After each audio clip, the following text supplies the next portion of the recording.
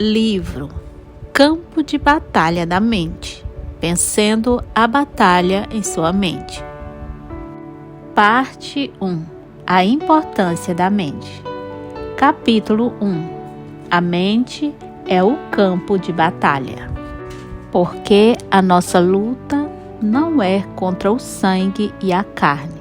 Não estamos combatendo apenas contra oponentes físicos, e sim contra os despotismos, os principados e potestades, contra os espíritos mestres que são dominadores deste mundo tenebroso, contra as forças espirituais do mal nas regiões celestiais sobrenaturais.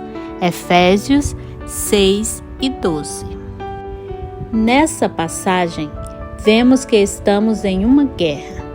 Um estudo cuidadoso desse verso nos informa que nossa guerra não é contra outros seres humanos, mas contra o mal e seus demônios. Nosso inimigo, Satanás, tenta nos derrotar com estratégia e engano mediante planos bem elaborados e engano deliberado. O diabo é um mentiroso. Jesus chama-o de o pai das mentiras e de tudo que é falso. João 8:44. Ele mente para você e para mim. Ele nos diz coisas sobre nós mesmos, sobre outras pessoas e sobre as circunstâncias que simplesmente não são verdadeiras. Ele não nos diz, entretanto, a mentira toda de uma vez. Ele começa bombardeando nossa mente com um padrão astuciosamente delineado de pequenos pensamentos importunos, suspeitas, dúvidas, medos, perguntas, questionamentos e teorias. Ele se move vagarosa e cautelosamente. Afinal de contas, planos bem elaborados tomam tempo. Lembre-se, ele tem uma estratégia para a sua guerra. Ele tem nos estudado há um longo tempo. Ele sabe do que gostamos e do que não gostamos. Conhece nossas inseguranças, nossas fraquezas e nossos medos. Sabe o que mais nos aborrece. Ele está pronto para investir o tempo que for necessário para nos derrotar. Um dos pontos fortes do diabo é a paciência. Demolindo fortalezas. Porque as armas da nossa milícia não são carnais, armas de carne e sangue, e sim poderosas em Deus para destruir e derrotar fortalezas, anulando sofismas, visto que refutamos argumentos e teorias e questionamentos, e toda altivez e superioridade que se levante contra o verdadeiro conhecimento de Deus, e levando cativo todo o pensamento e propósito à obediência de Cristo, o Mestre, o ungido. 2 Coríntios 10, 4 e 5. Satanás tenta estabelecer fortalezas em nossa mente, mediante uma estratégia cuidadosa e engano astuto. Uma fortaleza é uma área na qual somos mantidos escravizados, em prisão, em decorrência de certa forma de pensar. Nessa passagem, o apóstolo Paulo nos diz que temos as armas de que precisamos para dominar as fortalezas de Satanás. Aprenderemos mais sobre essas armas mais tarde, mas agora note que estamos mais uma vez engajados em uma guerra, a guerra espiritual. O verso 5 nos mostra claramente o local da batalha na qual essa guerra é travada. A tradução desse versículo na Bíblia Amplificada diz que devemos tomar essas armas e refutar os argumentos. O diabo argumenta conosco, oferece-nos teorias e questionamentos. Toda essa atividade se passa na mente. A mente é o campo de batalha. Resumo das situações. Portanto, até aqui vimos que 1. Estamos engajados em uma guerra. 2. Nosso inimigo é Satanás. 3. A mente é o campo de batalha. 4. O diabo trabalha diligentemente para estabelecer fortalezas em nossa mente. 5. Ele faz isso mediante estratégia e engano, planos bem elaborados e engano astuto. 6. Ele não está com pressa, desenvolve seu plano com o tempo. Vamos examinar seu plano mais claramente por meio de uma parábola. O lado de Maria. Maria e seu marido João não estão desfrutando um casamento feliz. Há discórdia entre eles todo o tempo.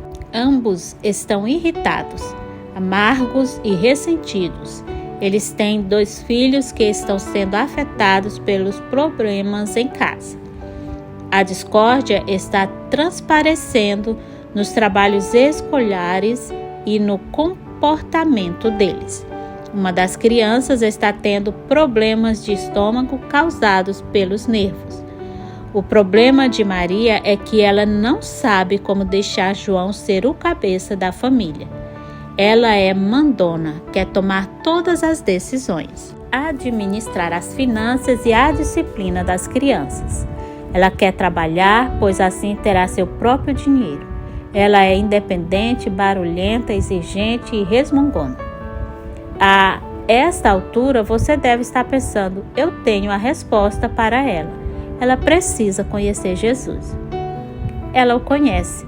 Maria recebeu Jesus como seu Salvador há 5 anos, 3 anos depois que ela e João haviam se casado. Você quer dizer que não houve uma mudança em Maria desde que ela conheceu Jesus como Salvador? Sim, houve mudança. Ela acredita que vai para o céu, mesmo que seu mau comportamento a faça sentir-se em constante condenação.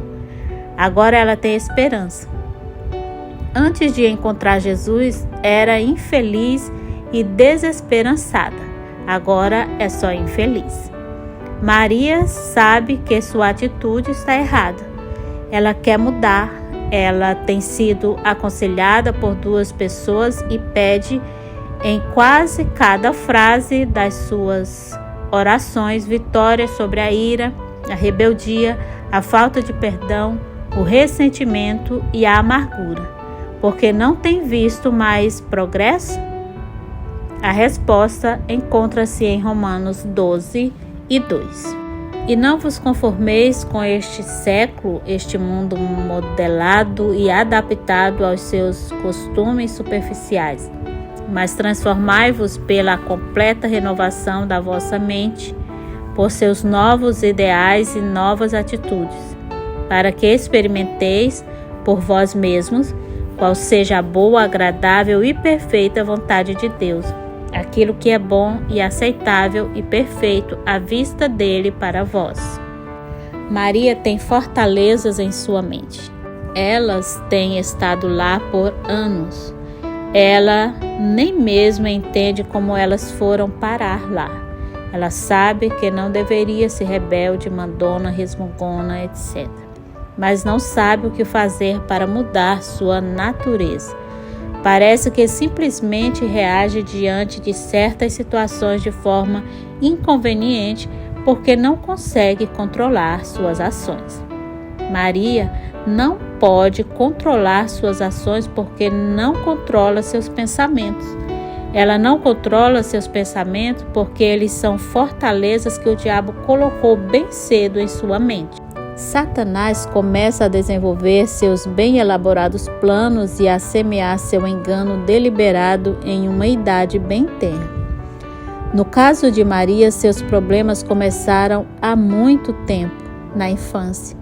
Na infância, Maria tinha um pai extremamente dominador que frequentemente a espancava apenas porque estava de mau humor. Se ela fizesse um movimento errado, ele descarregava sua ira nela.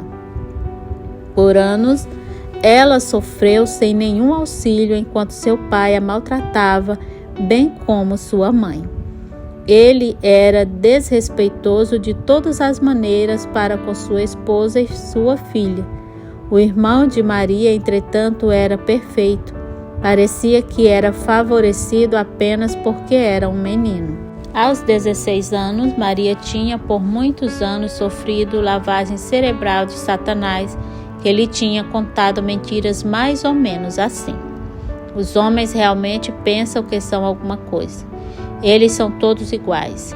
Você não pode confiar neles. Eles a machucarão e tirarão vantagem de você. Se você é um homem, está com a vida feita. Pode fazer qualquer coisa que quiser. Pode dar ordem às pessoas à sua volta, ser mandão, tratar as pessoas da maneira que lhe agrada. E ninguém, especialmente a esposa e filhas, pode fazer qualquer coisa a respeito. Consequentemente, a mente de Maria estava resolvida. Quando eu for embora daqui, ninguém jamais me dará ordens outra vez. Satanás já estava promovendo a guerra no campo de batalha de sua mente. Repita esses pensamentos vezes e vezes em sua cabeça, umas 100.000 vezes ou mais, em um período de 10 anos, e veja se está pronta para se casar e se transformar em uma esposa doce, submissa, adorável. Mesmo que o queira, por algum milagre, você não saberá como. Esse é o tipo de confusão na qual Maria se encontra hoje. O que ela pode fazer? O que pode qualquer um de nós fazer em tal situação? As armas da palavra. Se vós permanecerdes na minha palavra, se vos agarrardes com força aos meus ensinamentos e viverdes de acordo com eles, sois verdadeiramente meus discípulos, e conhecereis a verdade, e a verdade vos libertará. João 8, 31 e 32. Aqui, Jesus nos diz como devemos ganhar a vitória sobre as mentiras de Satanás. Nós devemos ter o conhecimento da verdade de Deus em nós, renovar nossa mente com sua palavra e então usar as armas de 2 Coríntios 10, 4 a 5, para destruir fortalezas e toda altivez e superioridade que se levanta contra o conhecimento de Deus. Essas armas consistem na palavra recebida por meio da pregação, ensino, livros, gravações, seminários e estudo individual da Bíblia. Mas nós devemos continuar na palavra até que ela se torne revelação dada pela inspiração do Espírito Santo. É importante continuar. Em Marcos 4 e 24, Jesus diz: com a medida de reflexão e estudo, com que tiverdes medido a verdade que ouvis, vos medirão, será a medida de virtude e conhecimento com que vos medirão também, e ainda se vos acrescentará. Repito, devemos continuar usando a arma da palavra. As duas outras armas à nossa disposição são o louvor e a oração.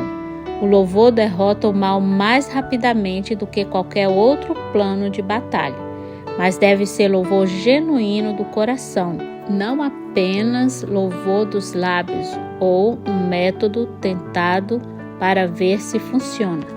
Também ambos, louvor e oração, envolvem a palavra. Louvamos a Deus de acordo com sua palavra e sua bondade. A oração é o relacionamento com Deus.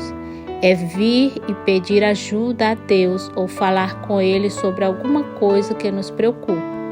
Se você quer ter uma vida efetiva de oração, desenvolva um bom relacionamento pessoal com o Pai. Saiba que Jesus o ama, que Ele é cheio de misericórdia, que Ele o ajudará. Conheça Jesus.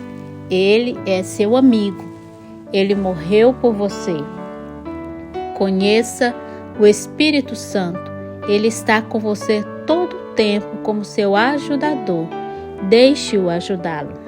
Aprenda a encher suas orações com a palavra de Deus. A palavra de Deus e as nossas necessidades são a base pela qual vamos a Deus. Então, nossas armas são a palavra usada de várias formas. Como Paulo nos diz em 2 Coríntios, nossas armas não são armas carnais, elas são espirituais. Precisamos de armas espirituais porque estamos combatendo espíritos mestres. Sim, o próprio diabo. Mesmo Jesus usou a arma da palavra no deserto para derrotar o mal. Lucas 4, 1 e 13. Cada vez que o diabo mentia a Jesus, ele respondia: está escrito, e citava a palavra. À medida que Maria aprender a usar suas armas, ela começará a destruir as fortalezas que foram construídas em sua mente.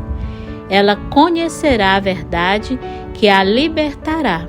Ela verá que nem todos os homens são como seu pai terreno. Seu marido João não é. Ele a ama muito. O lado de João. O outro lado da história envolve João. Ele também tem problemas que contribuem para a situação com que ele e Maria deparam no casamento dele, no lar e na família. João deveria estar tomando seu lugar como chefe da família.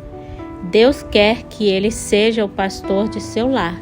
João também é nascido de novo e conhece a ordem correta para a vida familiar. Ele sabe que não deveria permitir que a esposa administrasse a casa, as finanças, a vida das crianças e a dele. Ele sabe tudo isso, mas não faz nada a respeito, a não ser sentir-se derrotado e voltar-se para a TV e para os esportes. João está se escondendo da responsabilidade porque ele odeia o confronto. Ele prefere tomar uma atitude passiva pensando: bem, quem sabe se eu deixar a situação como está, ela se conserta por si mesma. Ou ele se desculpa por fazer alguma coisa ao dizer: vou orar sobre isso. Claro que a oração é uma coisa boa, mas não se for apenas uma maneira de fugir da responsabilidade. Vou esclarecer o que quero dizer quando digo que João deveria assumir a posição que lhe foi dada por Deus em seu lar. Não quero dizer que ele deveria vir como o senhor macho, discursando e gritando sobre sua autoridade. Efésios 5:25 ensina que o homem deveria amar sua esposa como Cristo amou a igreja. João precisa assumir sua responsabilidade, pois com a responsabilidade vem a autoridade. Ele deveria ser firme com sua esposa, amoroso, mas firme. Ele deveria assegurar a Maria que, embora ela tenha sido ferida quando criança, à medida que se entregar a Deus, tendo fé nele, ela irá acreditar que nem todos os homens são como seu pai era. João deveria estar fazendo muitas coisas, mas como Maria, ele também tem opiniões já formadas que abrem a porta para que o diabo as mantenha. Há também uma batalha se travando na mente de João. Como Maria, ele também sofreu abuso na infância. Sua mãe dominadora sempre dizia: João, você é um desastre. Você nunca será nada. João tentou muito agradar a sua mãe porque ele ansiava por sua aprovação, como todas as crianças. Mas quanto mais tentava, mais erros ele cometia. Ele era desastrado, então sua mãe lhe dizia todo o tempo quão desajeitado ele era. Claro, ele derrubava coisas porque estava tentando de tal forma agradar que isso o deixava nervoso e assim ele frustrava seu propósito. Ele também experimentou algum tipo de rejeição por parte das crianças de quem desejava ser amigo.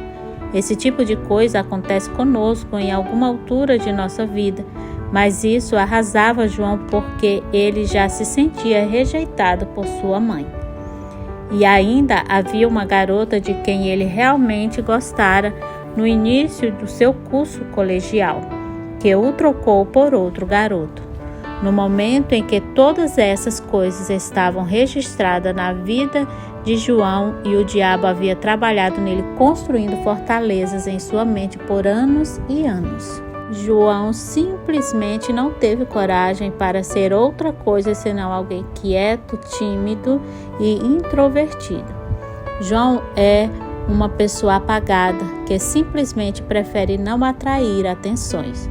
Por anos, ele tem pensamentos em relação a si próprio, mais ou menos assim.